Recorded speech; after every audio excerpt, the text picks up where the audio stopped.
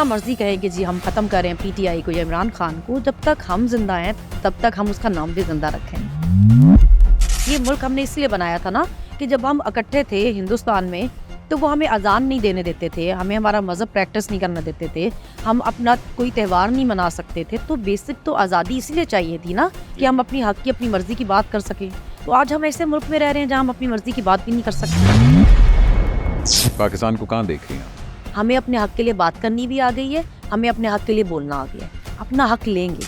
इससे ज़्यादा नहीं हो सकता था। घर में जब आ रहे थे तो वो दरवाज़ा इस तरह कर रहे थे कि हम अभी तोड़ के आ जाएंगे अगर नहीं खोला। खवातीन स्पेशली कब हमारे घरों में इतनी बेवकत होती थी कि कोई कभी भी घुस जाए उनको उठाने के लिए। IMF का कर्जा जो है वो एक्चुअली हम इनका कर्जा उतार रहे हैं। इनकी सारी प्रॉपर्टीज अगर आप बेचें ना, जो दुनिया जहान के मुल्कों में बनाई हुई है, जो बिजनेसेस बनाए हुए हैं, तो हमारा सारे कर्जे उतर जाए। इमरान खान में डिफरेंस ये लगता है कि उसकी तो कोई बाहर प्रॉपर्टी नहीं है ना, उसका तो कोई ऑफशोर अकाउंट नहीं निकला, उसके तो किसी माली के पास या बावर्ची के पास या ठेले वाले के पास करोड़ों रुपए नहीं निकल आए ना।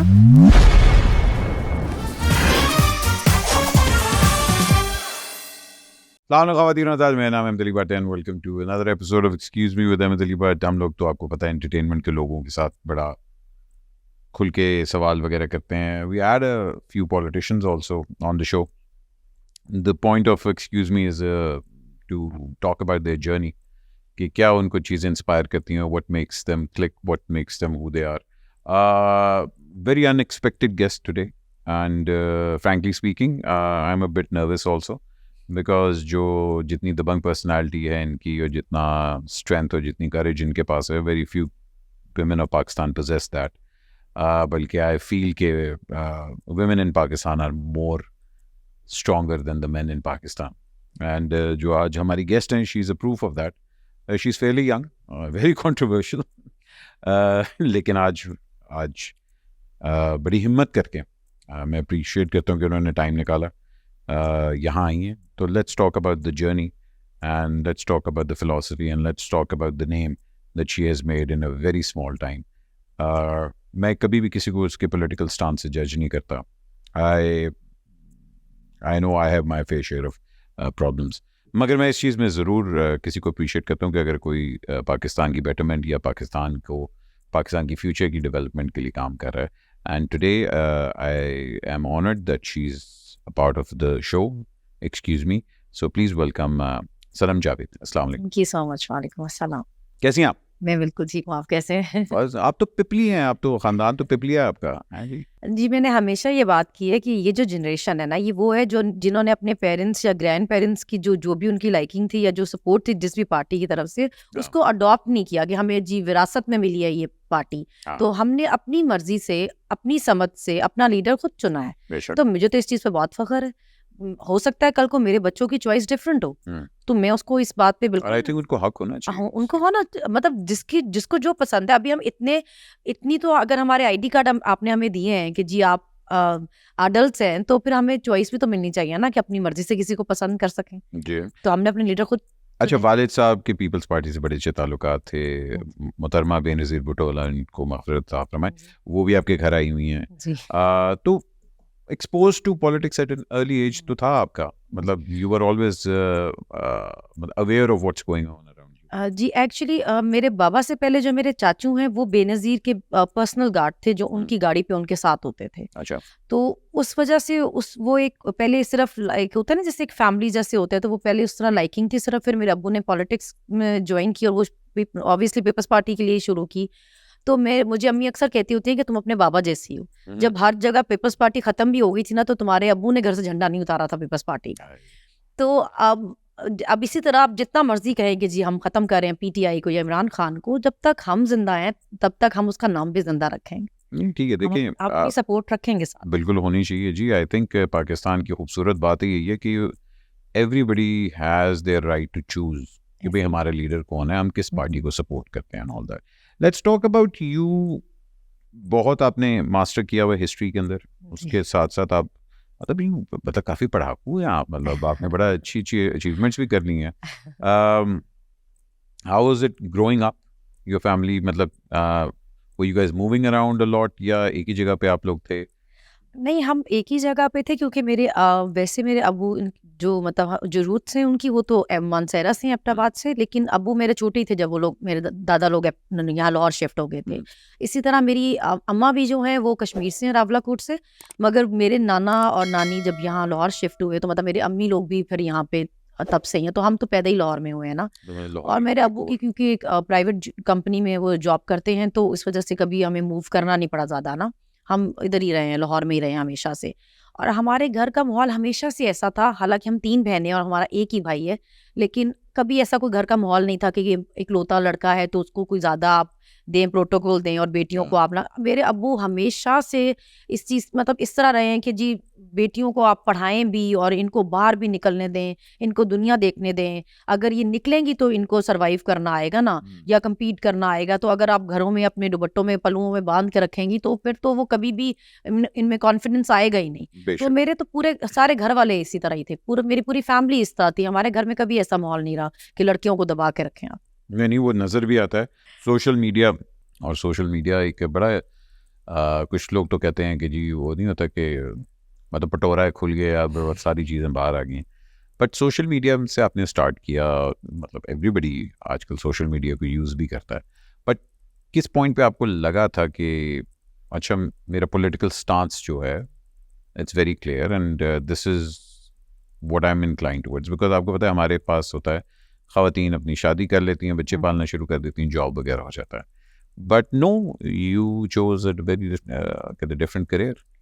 अच्छा, जो मेरा आप कहें कि पहले जो मेरा इंटरेस्ट है ना वो पॉलिटिक्स में नहीं था। मुझे उसमें जब पहली दफ़ा घर से निकली थी तो पॉलिटिक्स के लिए नहीं निकली थी, मैं अपने हमारे बेसिक राइट्स के लिए निकली थी। अच्छा। जब इमरान भाई अबडक्ट हुए थे, इमरान रियाज खान, तो तब हम पहली दफ़ा उनके प्रोटेस्ट में गए थे।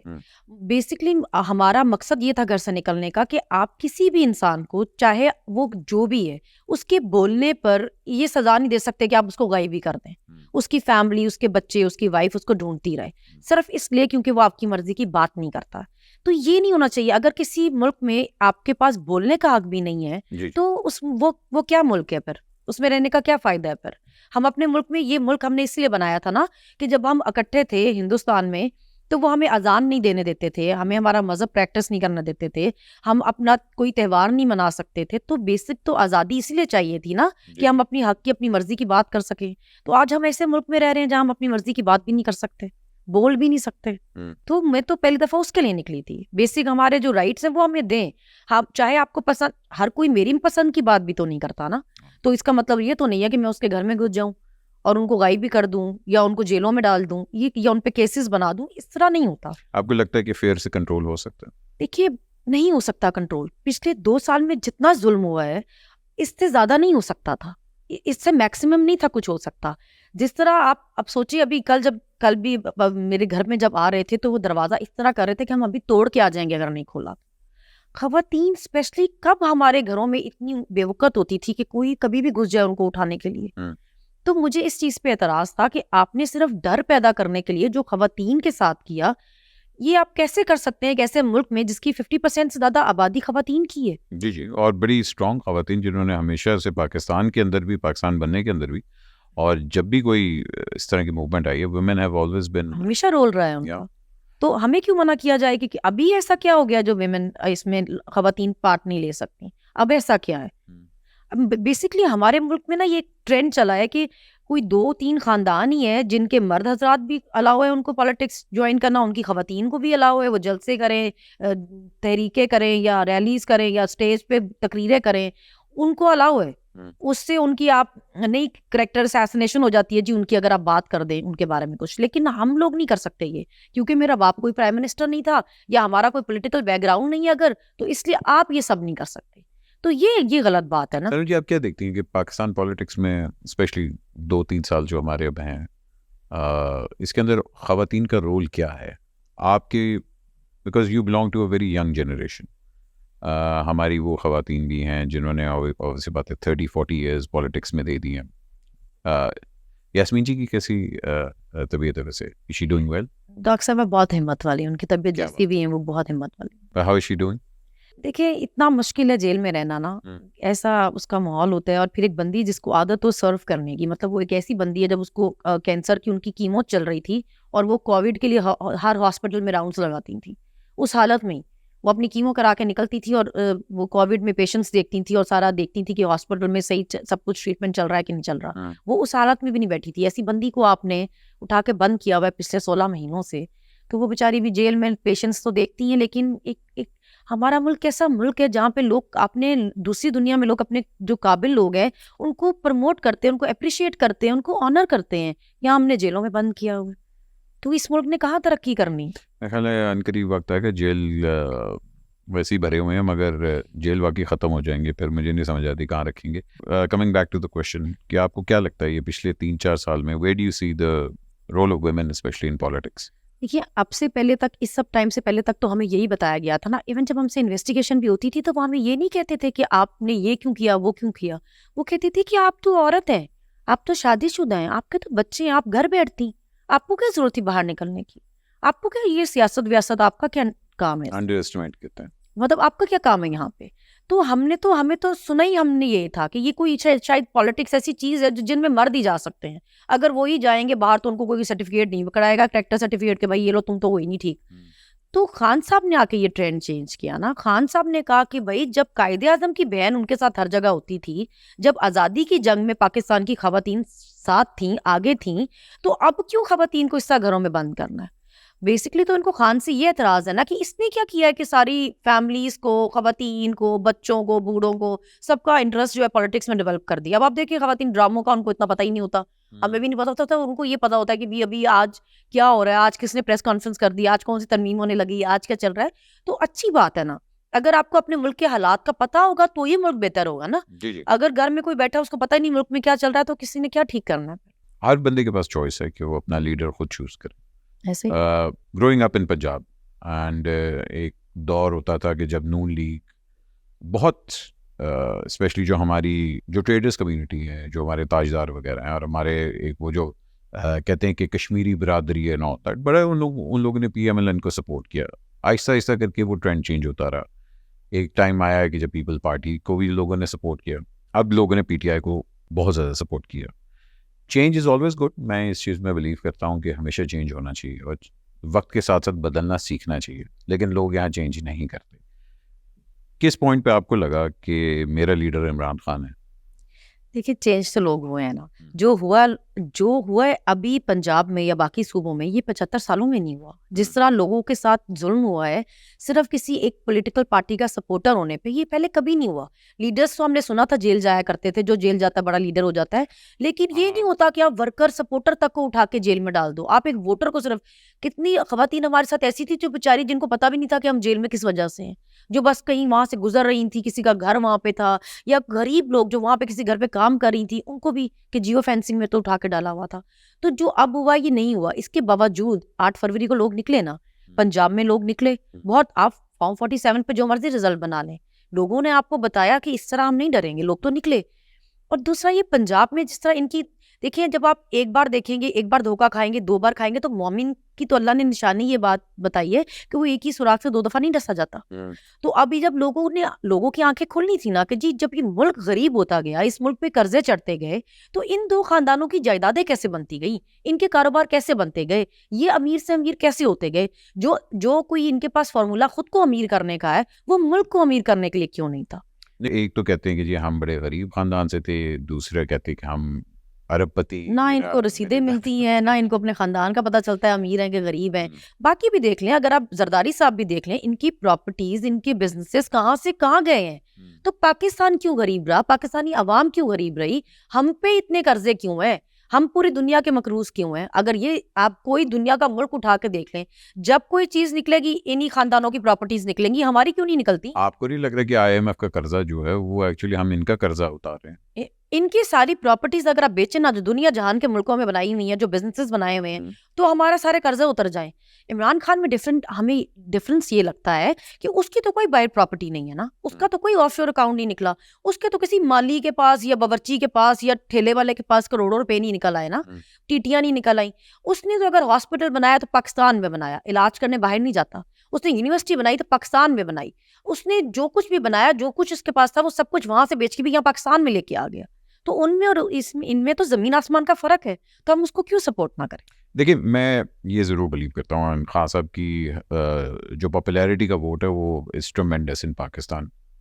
आप देख लें 1.5 साल से हर news show and everything is all about Imran Khan, Imran Khan, Imran Khan. मगर जहाँ तारीफ़ है वहाँ पाकिस्तान का हक बनता है कि उसको क्रिटिसाइज़ भी किया जाए। पीटीआई के ब्लंडर्स भी आते हैं सामने। आप लोगों के अपने हाउस के अंदर काफ़ी लोग हैं जिन्होंने आप लोगों को खुद धोखे दिए हैं। तो इसके अंदर लैक ऑफ विजन की बात आती है या लैक ऑफ एक्सपीरियंस की बात आती है? क्योंकि उन लोगों को भी चूज़ किया गया था जो कि पीटीआई का हिस्सा रहे हैं और अब वो पीटीआई का हिस्सा नहीं है।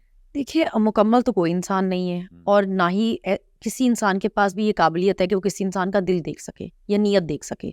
अभी अगर खान साहब कहते हैं कि वो जल्दी लोगों पे भरोसा कर लेते हैं, तो वो जैसे खुद है वैसे, अभी मैं हमेशा कहती हूँ कि खान साहब अगर अकेले होते, जैसे अगर मेरी ज़ात है तो मैं किसी पे भी भरोसा कर लूँ तो उसका नुकसान सिर्फ मुझे है। लेकिन खान अगर किसी पे भरोसा कर लेता है और वो सही नहीं निकलता तो उसका नुकसान पूरी कौम उठाती है।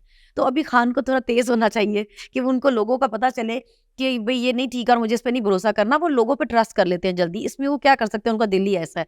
वो तो हमेशा बात ही ऐसे करते हैं कि जी मैं माफ़ी भी दे दूंगा और भुला भी दूंगा पुरानी बातें। और उनके जितने भी क्लोज फ्रेंड्स हैं, जो उनके एज फेलोज भी, अगर आप कभी उनसे मिले ना, तो वो हमेशा ये बात करते हैं कि खान कभी दिल में बात नहीं रखता। खान, अगर आपका खान से कोई झगड़ा भी है, कोई बात भी, जब आप उससे मिलने जाओगे ना, तो वो पिछली बात कभी नहीं दोहराएगा। वो कभी नहीं चीजें दिलों में रखता। वो बेसिकली दिल का एक साफ बंदा है। देखिए उसकी, हालांकि उन्होंने बहुत ब्लंडर किए होंगे, बहुत गलत लोगों पे एतबार किया होगा, लेकिन इतने मुश्किल हालात के बावजूद भी देखिए उसको नहीं तोड़ सके ना, उसकी सपोर्ट नहीं तोड़ सके। लोगों के दिलों में उसके लिए इतनी मोहब्बत है। तो ये एक इंसान का काम तो नहीं है ना। अगर किसी के हिस्से में इज्जत है या मोहब्बत है तो ये अल्लाह ने उसके नसीब में लिखी ना। तो अल्लाह की रजा में राजी होना सीखें। अगर वो किसी को पसंद है तो उसके नसीब में ये कामयाबी है, उसके नसीब में ये मोहब्बत है। चाहे उससे गलतियां भी होती हैं, हर इंसान से हो सकती है, क्योंकि मुकम्मल कोई भी नहीं है। हम तो दावा कर सकते ही नहीं कि हम बिल्कुल ठीक है, क्योंकि इंसान है। Let's talk about PTI as a party, because जहाँ पीटीआई की पॉपुलैरिटी आती है और आप लोगों के बड़े प्रोग्राम्स और पॉलिसीज़ भी ऐसी ऐसी आई हैं कि जिन्होंने बहुत पॉपुलैरिटी हासिल की और बड़ी अचीवमेंट्स भी। आप अगर बात करती हैं पीटीआई को इतना सपोर्ट करती है, तो कौन सी प्रोग्राम्स या पॉलिसीज़ ऐसी हैं जिनके साथ आप वाकई ही मुत्तफिक हैं कि हाँ ये हम लोगों ने इम्प्लीमेंट भी की? क्योंकि आपको पता है कि अब वो आप लोगों की कई पॉलिसीज़ हैं जो अब ट्रांसफॉर्म होके, रीपेंट होके ये नहीं होता कि गाड़ी की डेंटिंग पेंटिंग करके चलो जी ये पॉलिसी हमारी ये थी। आपने ना विजन की बात की, ये कब, इससे पहले कब हुआ कि किसी ने आपको बताया हो कि पाकिस्तान में डैम्स की जरूरत है? खान के दौर में लोगों को पता चला ना कि डैम्स कितने जरूरी हैं, उसने बताया, अवेयरनेस दी। नहीं, मुशर्रफ साहब के दौर में भी डैम्स की बात हुई। जी, लेकिन खान के दौर में जिस तरह लोगों को अवेयरनेस मिली ना, उसमें बात कर रही हूँ कि एक बात होती है आपको पता हो कि जी ये मसला है, एक बात होती है लोगों को उसके बारे में अवेयरनेस देना ना। जैसे उन्होंने ग्लोबल वार्मिंग के बारे में बात की कि भी दरख्त लगाएं, उस वक्त उनका कितना मजाक उड़ाया गया कि जी दरख्त लगाओ, दरख्त लगाओ। उन्होंने जैसे कहा कि घर में या जो किचन गार्डनिंग होती है, घर में चीजें लगाएं, इस क्या पूरी दुनिया इस तरह करती है, उस पर उनका मजाक उड़ाया गया। उन्होंने लोगों को सेहत कार्ड दिया, सबसे बड़ी अचीवमेंट वो थी। किसी को अपने प्यारे से इसलिए अलग ना होना पड़े क्योंकि वो उसका इलाज नहीं अफोर्ड कर सकता। नहीं, सेहत कार्ड बहुत सेहत कार्ड, हाँ, क्योंकि इट्स नॉट कि मैं क्या कहते हैं सर उनकी तारीफ कर रहा हूँ, मगर वाकई जितना सेहत कार्ड से लोगों का फायदा हुआ, बहुत फायदा हुआ। खुद देखा है लोगों को कि अपने दिल से दुआएं देते हुए ऐसे ही है। सेहत कार्ड। और ये जो 8 फरवरी में हमें इस तरह लीड मिली ना, ये सबसे ज्यादा इसमें जो मेन चीज थी, फैक्टर था, वो सेहत कार्ड था। फिर जिस तरह खान साहब ने एहसास प्रोग्राम किया, कैसे लोगों को इज्जत से पैसे घरों पे 12-12 हज़ार पहुंचाए उन्होंने लंगर खाने बनाए, पनाहगाहें बनाई। आप मजाक उड़ाएं, लेकिन आपको क्या पता है गरीब जो भूख से फुटपाथ पे मर जाता है, उसके लिए एक टाइम का खाना कितना जरूरी है। तो अगर उसको इज्जत से लंगर खानों में खाना मिल रहा था, या वो एक सुकून से एक पनाहगाह में सो सकता था, तो ये आम आदमी के लिए था ना। कोई एलीट के लिए तो ये सहूलतें नहीं दी थी ना उन्होंने, आम आदमी का ख्याल किया था। फिर वही जैसे हॉस्पिटल बनाया था पाकिस्तान में, यूनिवर्सिटी बनाई थी पाकिस्तान में, ये सब कुछ पाकिस्तान के लिए किया ना उन्होंने।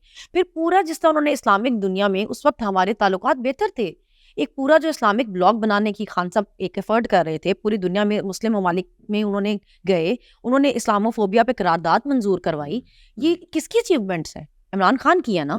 कोविड जैसी सिचुएशन में भी जब बड़े बड़े मुल्क जो थे वो, उनकी हालत देखें कहाँ गई, उनकी इकोनॉमी की, उनकी करेंसी की। पाकिस्तान डिफॉल्ट में नहीं गया, पाकिस्तान हालांकि गरीब मुल्क था, कर्जों वाला मुल्क था, लेकिन इवन कोविड में भी हम डिफॉल्ट की तरफ नहीं गए। जी। वो किन हालातों में पाकिस्तान को 6% ग्रोथ रेट पे लेकर गया था? अभी तो वो शुक्र है कि वो अपना जब गए थे तो वो डॉलर का रेट फिक्स करके गए थे, एग्जैक्टली। जो IPPs वाला। जी। सोचें कि अगर वो नहीं होते तो अभी डॉलर के प्राइस आप देखिए किधर है। तो इन चीजों को आपको अगर आप क्रेडिट नहीं दे सकते तो फिर आप ये तो फिर आपकी बेशर्मी हुई ना कि आप मानी ना कि वो कुछ सही भी करके गया है, मतलब उसने कोई बेहतर काम किया है। उस वक्त उसने स्मार्ट लॉकडाउन लगाया, इन्होंने इतना मजाक उड़ाया कि जी ये तो तबाही हो जाएगी, ये हो जाएगा, वो हो जाएगा, मगर फिर पूरी दुनिया ने तारीफ की ना कि पाकिस्तान ने कोविड में जिस तरह परफॉर्म किया वो तो बड़े अमीर मुल्कों ने भी नहीं किया। वो उसके दौर में कैसे सारी फैक्ट्रीज चल रही थी, उसके दौर में क्यों नहीं कारखाने सारे बंद थे? टेक्सटाइल कैसे ग्रो कर रही थी? हम कैसे 6% की हमारा GDP किस तरह गया था? उसके पास तो जादू था, वो सिर्फ उसकी नीयत ठीक थी ना, वो पाकिस्तान के लिए कुछ बेहतर करना चाहता था जो ये खानदान नहीं करना चाहते। जी, मगर जहाँ तारीफें बनती है, मैंने वही कहा कि थोड़ी सी तनकीदें भी बनती है, और आपको भी पता है कि PTI के अंदर काफ़ी मसले हैं एज अ पार्टी। जो सिंसेरिटीज़ हैं, जो लोगों की मेरा ख्याल एक तरह अच्छी भी बात है कि एक वो नहीं कहते कि चावलों के अंदर से जो हम मतलब वो निकालते हैं, मगर do you see the party becoming more stronger, या अभी आपको लगता है कि कुछ पेंचर लगाने पड़ेंगे? देखिए, मैंने अभी थोड़े दिन पहले भी ये बात की कि वो आपने सुना हो, शायद मुझे पूरा तो नहीं आता शेर, लेकिन वो था कि मुश्किलें इतनी हुई कि आसान हो गई। तो हम लोगों ने इतना मुश्किल टाइम देखा है, हम सब ने, हम पे इतनी जितनी ज्यादती हो सकती थी उतनी हुई है कि उससे अब हम सब इकट्ठे हो गए हैं। जब मैं KPK गई ना तो मुझे वहां पे सबके ये थे कि सब मुझे ये कहते थे कि जिस तरह पंजाब ने मुकाबला किया है ना, हम उम्मीद नहीं करते थे। जिस तरह पंजाब ने रेजिस्ट किया ना, जिस तरह पंजाब निकला इलेक्शन में, यार दिल खुश किया आप लोगों ने। यार आप लोगों ने कमाल किया। और हम मैं उनको KP वालों को कह रही होती थी कि जब हम जेल में थे ना तो हम सोचते थे चाहे और कोई कुछ कर ना सके ना या ना कर सके, लेकिन KP वाले लड़के अपना हक ले लेंगे। अभी हम क्या होता है कि जैसे मेरी सदाम साहब से भी बात हो रही थी, बलूचिस्तान से, वो काफी एक्टिव है PTI से, तो मैं उनको कह रही थी कि हम तो चले निकले जो निकले, जैसे सूबे में आप रहते हैं, दहशतगर्दी के जो हालात वहां पे है, ऐसे सूबे से निकलना और लोगों को मोटिवेट करना और एक्टिव आप होना वहां पे, ये बहुत बड़ी बात है। तो अभी हम क्या करते हैं, जब हम एक दूसरे से बात करते हैं तो हमें एक दूसरे की मुश्किलात का अंदाजा होता है, यार हाँ वाकई आप लोगों को तो ये बड़ा मुश्किल टाइम था। तो अभी हम एक दूसरे से कनेक्ट कर सकते हैं, अभी हमें एक दूसरे का पता चलता है। तो अपनी तरफ से तो हमारा बुरा करना चाहते थे, लेकिन हमारा अच्छा कर दिया, क्योंकि एक प्लान वो होता है जो इंसान बनाता है और एक वो होता है जो अल्लाह बनाता है। अल्लाह ने हमारे लिए बेहतरीन किया ये कि अब हम एक दूसरे से कनेक्ट कर गए, अब हम एक दूसरे को समझते हैं, एक दूसरे के लिए परेशान होते हैं, एक दूसरे के साथ खड़े होते हैं। अभी कोई पंजाबी, सिंधी, बलोची, कश्मीरी या ये सब नहीं है, अभी हम सब सिर्फ PTI हैं और अभी हम सब सिर्फ खान के सपोर्टर। आपको क्या लग रहा है अगला साल पाकिस्तान की पॉलिटिक्स के लिए, आप इसमें बेहतरी देख रही हैं या और ज्यादा हार्डशिप्स देख रही हैं? देखिए, अभी जिस वक्त जिस जगह पे मुल्क है ना, अगर आप इसको चाहते हैं कि ये किसी बेहतर जगह पे जाए, ये कुछ कर सके, हम कुछ बन सके, हमारे साथ वाले सारे मुल्क कैसे तरक्की कर गए और हम यहाँ पे अभी तक क्यों फंसे हुए हैं? इसलिए क्योंकि हम लोगों को उनका हक ही नहीं दे रहे। जिस मुल्क में आप अवाम को उसका बेसिक राइट नहीं दे रहे कि वो अपनी मर्जी का वोट जिसको दें, बॉक्स में से भी उसी का निकले और हुकूमत भी उसी की बने, वजीर आजम भी उनकी मर्जी का हो, बेसिक हमारा राइट है ये, उस मुल्क ने कहाँ तरक्की करनी है? बल्कि भी मैं हामिद मीर साहब का कल का बयान था, आपको पता है जिस टाइम पे हम लोग ये रिकॉर्ड कर रहे हैं, जो अभी एक नया एक कॉन्स्टिट्यूशन के साथ एक मजाक हो रहा है, तो हामिद मीर साहब का था कि यार ये सिर्फ एक बंदे को नौकरी देने के लिए ये सब कुछ हो रहा है, और उसके अंदर जो नया अमेंडमेंट्स आ रही हैं वो अभी तक तो किसी ने देखी भी नहीं, बल्कि आज सुबह तक आउट हुई हैं। मैंने I haven't had a chance to go through it, but do you see true democracy surviving in Pakistan in the next year? अभी आप ये देखें कि आप इसमें पहले तो आप सिर्फ लोगों को कह रहे थे कि आप जबान बंदी रखिए जो जिसका जमहूरियत से कोई लेना देना नहीं कर, ठीक है। उसके बाद अभी आपने इस तरमीम में ये भी रखा है कि जो मिसिंग पर्सन है उसके लिए आप हाई कोर्ट से आप रुजू ही नहीं कर सकते। जिनके घर में उनके घर वाले लापता है ना, आप उनसे पूछें उनकी क्या हालतें होती हैं, आप उनसे पूछें बेचारे ना जिंदा में होते हैं ना मरों में होते हैं, क्योंकि कोई मर जाता है ना बंदे को सब्र आ जाता है। जब आपका प्यारा कोई मिल नहीं ना रहा होता, आपको पता भी नहीं होता वो कहाँ है, किस साल में उसके साथ क्या हो रहा है। आप उनके लिए ये तरमीम करें कि जी ये पता ही नहीं करने जा सकते, ये एहतजाज ही नहीं कर सकते, ये बोल ही नहीं सकते कि इनके प्यारे कहाँ गए। तो ये कितना बड़ा जुल्म है, ये जमहूरियत है। आपने तो अभी इस मुल्क में जमहूरियत खत्म कर दी है। अगर आप लोगों से उनके बोलने का, उनके बात करने का, उनके अपने प्यारों के लिए बात करने का हक छीन लें, ये कौन सी जमहूरियत है? वोट का हक तो पहले ही हमारे पास नहीं है, सिर्फ किताबों में दिया हुआ है। वोट किसी और को मिलते हैं, निकलता किसी और के पास है। ये कौन सी जमहूरियत है? तो आप क्या चाहते हैं? जब तक ये आप देखिए, अगर मेरी मर्जी की हुकूमत होगी ना, मुझे पता होगा कि एक जायज हुकूमत है, मैंने वोट दिया था, मेरे वोट से ही बनी है, तो मैं उसके लिए कुर्बानी भी दूंगी ना। फिर मैं कहूंगी कि यार चले मुश्किल हालात भी हैं, लेकिन मैंने ही साथ देना है। जब मुझे पता होगा कि ये चोर बैठे हुए हैं, चोर हुकूमत है, 2 नंबरी से चोरी से फॉर्म 47 पे आई हुई है, मैं क्यों सपोर्ट करूं? तो आप वो मुल्क कैसे चला लेंगे? जो मुल्क अवाम की सपोर्ट ही नहीं होगी जिसके साथ, वो कैसे चलेगा? चाहे कोई इदारा भी हो, जब अवाम की सपोर्ट ही नहीं है, आप कैसे चलाएंगे? और फिर आप अमेंडमेंट्स करें, आप तरमीमें बनाएं कि जी हमसे सवाल नहीं हो सकता। अब भी जी अगर आपने हमसे सवाल किया, आपको 5 साल कैद होगी। अगर आपने हमारा नाम लिया, आपको 5 साल कैद देगी। क्यों होगी? किसी दुनिया के ये मुल्क है में से उसमें होता है? कॉन्स्टिट्यूशन में इससे ये पहले जो ऐड करे। तरमीम हुई थी वो यही हुई ना कि जी किसी अच्छा। एक इज्जत माप जनाब का अगर नाम लिया, 5 साल कैद है। जी जी जी। आप उनको क्रिटिसाइज ही नहीं कर सकते। किस दुनिया के मुल्क में होता है? किस इदारे में होता है? हालांकि अगर ट्रू डेमोक्रेसी का मतलब ही यही है कि डेमोक्रेसी के अलावा अगर आप किसी कंपनी में जॉब भी लेट सपोज कर रहे हैं, अगर आपको क्वेश्चन करना छोड़ दे आपके बॉस या कोई भी कि यार ठीक है जो भी कर रहे हो, ठीक है काम कर रहे हो नहीं कर रहे हो, खैर है, तुम्हें सैलरी मिलती रहेगी, आप परफॉर्म करेंगे? आप नहीं करेंगे। आप कहेंगे मुझे जरूरत ही क्या है मेहनत करने की या काम करने की, मैंने कौन सा किसको जवाब देना है? बात है कि एक तो खुल के सामने आ जाए, फिर वो डेमोक्रेसी को क्यों कर रहे हैं? फिर आप कहते हैं कि भाईजान मुझे तो बताएं कि जरूरत ही क्या है सामने होने की या पीछे होने की? आपका काम ही नहीं है ना, जो आपका डोमेन ही नहीं है, उससे बाहर निकल के क्या हमारे मुल्क में दहशतगर्दी के बहुत अच्छे हालात है, हमारे मुल्क में सब अमन है, सुकून है। जो इन सब ने जिनका काम सिक्योरिटी देखना है या बॉर्डर्स देखना है, इन्होंने वो सब छोड़ के इन्होंने पॉलिटिक्स करनी है। हम फ्री बैठे हुए हैं, हमारे पास फ्री टाइम है कि जो हम पार्ट टाइम में कुछ और कर लेते हैं। नहीं है। अगर आप घर से बाहर जाएं एक मोबाइल छीनने के लिए, लोग आपको गोली मार जाते हैं। जाने इतनी सस्ती हैं आज, आप नमाज पढ़ने नहीं जा सकते, मस्जिद में धमाका हो जाता है। ये गुर्बत इतनी होगी लोगों के पास काम करने का, और अगर कोई काम करने की अपॉर्चुनिटी भी है तो बिल्स इतने बढ़ा दिए गए हैं, एक्सपेंसेस इतने ज़्यादा कर दिए गए हैं कि एक बंदा 20-25 हज़ार रुपये जो कमाता था उसके अंदर वो क्या करता है? वो कुछ भी नहीं अफोर्ड कर सकता। तो ज़ाहिर बात है वो सड़क पे निकलेगा, और ज़ाहिर बात है वो क्राइम की तरफ जाएगा, वो कहीं ना कहीं से अपना पेट पूरा करेगा ना। तो मैं वही कह रही हूँ ना कि ऐसी जब सिचुएशन है, और ये क्यों है? क्योंकि इंटरफेरेंस है ना, इंटरफेरेंस है। बार बार अपना काम भी ठीक से नहीं कर रहे हैं और दूसरों का काम भी ठीक से उनको नहीं करने दे रहे। जो पॉलिटिशियंस का काम है वो उनको करने देना, जो आपका करने वाला काम है वो आप करें। जब आप चीजें मिक्स कर देंगे, अब जब आप हर चीज में घुसेंगे तो फिर वो रायता ही बनेगा ना, फिर वो रायता ही है, फिर वो कोई सही चीज तो नहीं बन जी, मैं सकेगी। अगर आपसे पूछूं कि हाँ सब जब रिहा होंगे तो क्या चीज़ें उनको डिफरेंटली करनी चाहिए आपके पॉइंट से? Would he be a different Imran Khan जो कि आज से 1.5 साल पहले थे, या we are gonna expect the same Imran Khan? मुझे लगता है खान साहब को हम पे भरोसा रखना चाहिए। जो उनकी कौम है ना, जो उनकी आवाम है, उन पे भरोसा रखें। आप चाहे जैसे भी फैसला लेंगे, हमें पता होगा कि हमें अपने लीडर पे भरोसा है, हमें पता होगा कि हमारी बेहतरी के लिए, हमारे मुल्क की बेहतरी के लिए, तो हम आपके पीछे खड़े होंगे। आपको किसी सहारे की जरूरत नहीं है। आप अपनी कौम पे भरोसा रखें, किसी और पर एतबार ना करें, एतमाद ना करें, या किसी और से उम्मीद ना रखें। आप हमसे उम्मीद रखें, आप अपनी कौम से रखें। आप जो कहते थे ना कि जी मेरे जो सपोर्टर हैं वो अभी बड़े हो रहे हैं, तो हो गए ना बड़े आपके सपोर्टर। आपके लिए लड़ रहे हैं, आपके लिए मारे खाई। हमें कोई देखता तो पूछता है, मैं तो आपको देख के लगता ही नहीं था आप इतनी जेलें काट लेंगे। तो हम लड़ रहे हैं ना, हम आपके पीछे खड़े हैं। आप हम पे भरोसा रखें, जो दिल करता है आपका वो करें, हम साथ देंगे। लेकिन खुल के आए सामने, खुल के खेलें और मुकाबला करें, हम साथ देंगे। अगर आप माइंड ना करें तो मैं आपसे पूछूं कि जेल में सबसे ज़्यादा हार्डेस्ट टाइम क्या था? आप देखिए, मुश्किल ये होता है कि आपको अगर कोई चीज ऐसी होती है, हमें क्योंकि वो पीसीओ की सहूलत भी नहीं देते थे। बाकी जो दूसरी प्रिजनर्स होती थी या दूसरे जो भी हवालाती थी, वो हफ्ते में 3 दफा अपने घर कॉल कर सकती थी। हमें ये नहीं था।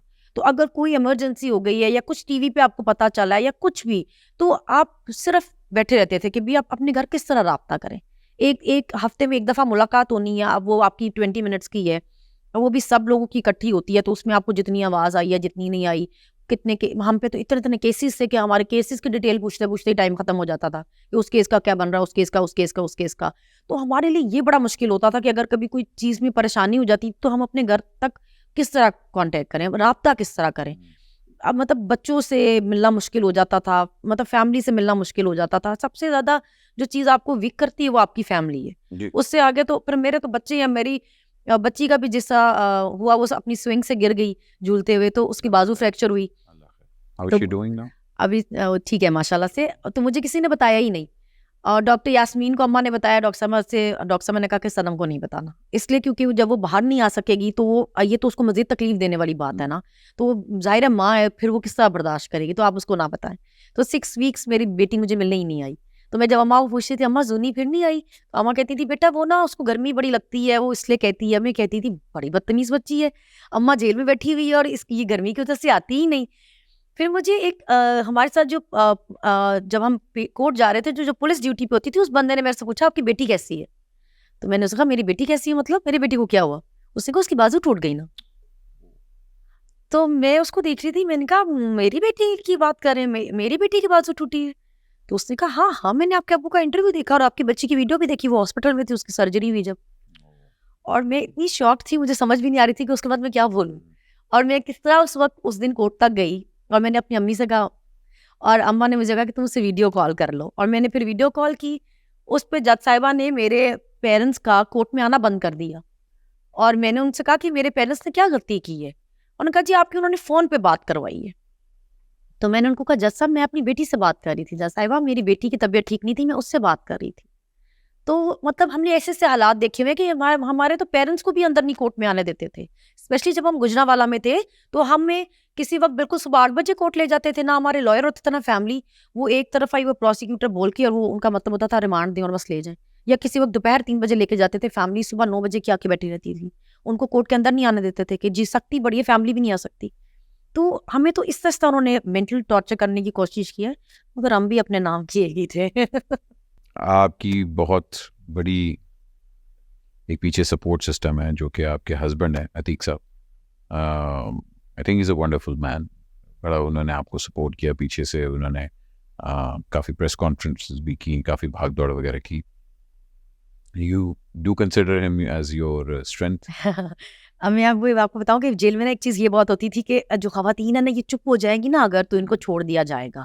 इनके घर वाले भी कह रहे हैं कि बेटा खामोश हो जाओ, खामोश हो जाओ। और मेरी फैमिली में जाके सब ये शिकायत कर रहे थे, तुम्हारी फैमिली का मुंह बंद नहीं हो रहा, तुम्हारे घर से रोज कोई ना कोई इंटरव्यू दे देता, कभी तुम्हारी अम्मी, तुम्हारे अब्बू, कभी तुम्हारे हस्बैंड। तो मेरी फैमिली देखिए, हस्बैंड तो मुझे उन्होंने बहुत सपोर्ट किया ना, 7.5 महीने जेल में रहा मेरी वजह से। उसकी जो बेल है वो रिजेक्ट करने की जस्टिफिकेशन और रीजन ये दी कि सनम का शौहर है।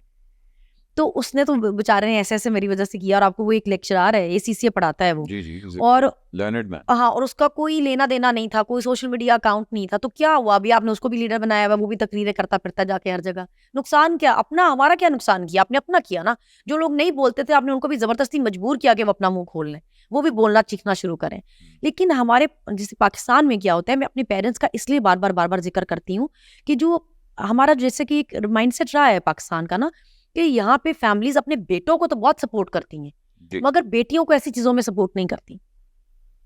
लेकिन मेरे पेरेंट्स जिस तरह मेरे पीछे रहे हैं ना, मतलब मैं कहती हूँ कि लोगों को देखना चाहिए और सीखना चाहिए कि बेटियां फख्र करने के लिए होती हैं, बेटियां सपोर्ट करने के लिए होती हैं, बेटियों को अपनी सपोर्ट करना होता है।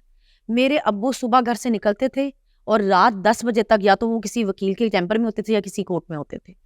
दुनिया जहान की पटिशन्स की उन्होंने, रिट की उन्होंने, केसेस किए उन्होंने क्या नहीं किया। एक जगह मेरी अम्मी मेरी पावर ऑफ अटर्नी उनके पास होती थी, एक जगह मेरी अम्मी गई होती थी, एक जगह मेरे अब्बू गए होते थे, क्योंकि अतीक तो खुद 7.5 महीने जेल रहे ना, तो उनके लिए भी वो दोनों जगह जगह घूम रहे होते थे। तो मेरी फैमिली, मेरे पेरेंट्स इस तरह रहे कि मुझे लगता है कि उन्होंने एक एग्जाम्पल सेट की कि ये लड़का लड़की कुछ नहीं होता। जब आपकी औलाद होती है ना, तो आप फिर उसके साथ खड़े होते हैं, चाहे फिर जितने मुश्किल हालात हो। मेरे अब्बू भी डर सकते थे कि जी मेरे लिए मसला हो जाएगा, मेरे लिए मुश्किलें करेंगे, या मेरी अम्मी भी परेशान हो सकती थी। मेरी अम्मी ने नहीं, मेरे अम्मी अब्बू नहीं डरे। उन्होंने वो तो सारा टाइम, बल्कि मैं लेटर्स लिखती होती थी जेल से, तो मुझे सब कहते होते थे नहीं नहीं नहीं, तो मैं अपने अब्बू को लेटर पकड़ाती होती थी कि बाकी सब तो नहीं, ये लगाने के लिए कहेंगे तो ये आप लगाएं। तो मेरे अब्बू कहते थे मेरी बेटी जो दिल करता बोलो, मैं खुद ही देख लूंगा, ठीक है। तो मेरे अब्बू हमेशा उनकी इतनी स्ट्रांग सपोर्ट रही कि फिर कभी डर लगा ही नहीं कि पता नहीं क्या करने क्या नहीं, मुझे पता होता था। अभी आप सोचेंगे, मैं आपको एक बात बताऊं, बल्कि मुझे ये एक रात ना, हालांकि लीगली ये अलाउ नहीं है, आप खवातीन को रात को इधर से उधर शिफ्ट नहीं कर सकते ना। तो इन्होंने हमें एक जेल से निकाला, और ये हमें रात के टाइम सरगोदा से जब निकाल के लेकर गए, या हाँ सरगोदा से लेकर गए, तो अकेली थी मैं, मुझे अकेली को लेकर गए तो मुझे ना दिल में थोड़ा वो पता नहीं मेरे घर किसी ने इन्फॉर्म किया है कि नहीं, कि पता नहीं मुझे रात को कहाँ लेके जा रहे हैं, तो कहाँ पहुंचे। फिर हम जहाँ जाके हमारी गाड़ी रुकी तो वहाँ बिल्कुल अंधेरा था। तो मैंने सोचा कि पता नहीं मुझे कहाँ लेकर आए हैं। तो प्रिजन वैन मेरी नॉक हुई, तो मैंने कहा, मैं हैरान हुई एकदम। मैंने कहा कौन? तो मेरी अम्मा कहने लगी बहना मैं हूँ और मैं यहाँ खड़ी हूँ, परेशान ना होना। और मुझे उस वक्त मैं बिल्कुल ऐसे हो गया, ठीक ठीक है, अभी जहाँ पे भी लेके आए हैं देखी जाएगी। तो अम्मा मेरी को मैंने उतर के पूछा कि आपको कैसे पता चला मुझे कहाँ लेके आ रहे हैं? तो अम्मा ने कहा तुम्हें लगता है कि ऐसे लोग दुनिया में खत्म हो गए जिनको खौफ खुदा नहीं है? बहुत लोग ऐसे हैं जिनको अल्लाह का डर है अभी भी। तो हमें इत्तला मिली थी, फिर हमने पीछा किया। तो मेरे अम्मी अबू मुझे फॉलो करते होते थे। क्या बात। तो मेरे अब्बू को एक दिन उन्होंने गाड़ी में लॉक कर दिया, कहने लगे कि तुम, हमें पता है हर वक्त पीछा करते हो तो तुम 1 घंटा इस गाड़ी में बैठोगी, क्योंकि हमें पता है तुम पीछा करके पहुंच जाते हो। तो मेरे तो घर वालों ने ड्यूटी लगाई होती थी। मेरा भाई एक गाड़ी लेके खड़ा होता था, मेरी अम्मी एक गाड़ी में होती थी, मेरे अब्बू एक गाड़ी में होते थे कि लेके जाओ जहाँ लेके जाना, हम भी पीछा करके ढूंढेंगे कहाँ लेके जा रहे हो। तो मेरी फैमिली तो ऐसे खड़ी रही। नहीं सनम जी, मैं बड़ी चीज़ आपकी अप्रिशिएट करता हूँ। देखिए, औरत की स्ट्रेंथ जो होती है और औरत की विल जो होती है, उससे पूरी दुनिया चलती है। ऐसे always strong women have created a great nation. And माशाल्लाह माशाल्लाह, जिस तरह आप लोग अपने मुल्क को बेहतर करने के लिए आप लोग इतनी ज़्यादा सेक्रीफाइसेस दे रहे हैं, तो ट्रूली अप्रिशिएट दैट। ज़ाहिर बात है हमारे पास एक लिमिटेड वक्त भी होता है, मगर मैं ये ज़रूर जानना चाहूँगा, एंड आई नो कि आपने भी जाना है, मगर पाकिस्तान को कहाँ देख रही हैं आप? पाकिस्तान को बहुत अच्छी जगह देख रही हूँ, इसलिए क्योंकि अभी पाकिस्तान जो है ना वो इस यंग जनरेशन के हाथ में है। आप जितना मर्जी हमें डराने की धमकाने की कोशिश करें, जितना मर्जी साबित करने की कोशिश करें हम बेवकूफ़ हैं, हम इल इन्फॉर्म्ड हैं, हमें अक्ल नहीं है, हमें समझ नहीं है, मगर ये मुल्क हमारे हाथों में है। हम मालिक हैं इस मुल्क के। अभी हमें पता है कि जो अवाम है इस मुल्क की वो मालिक है। हमें अपने हक के लिए बात करनी भी आ गई है, हमें अपने हक के लिए बोलना आ गया है। अपना हक लेंगे, और जब आप हमें हमारा हक देंगे ना तो हम इंशाल्लाह इस मुल्क को बेहतर जगह लेके जाएंगे। जब हमें आप डिक्टेट करना बंद करेंगे, हमें मुलाजिम समझना बंद करेंगे ना, तो हम इस मुल्क को बेहतर जगह लेके जाएंगे।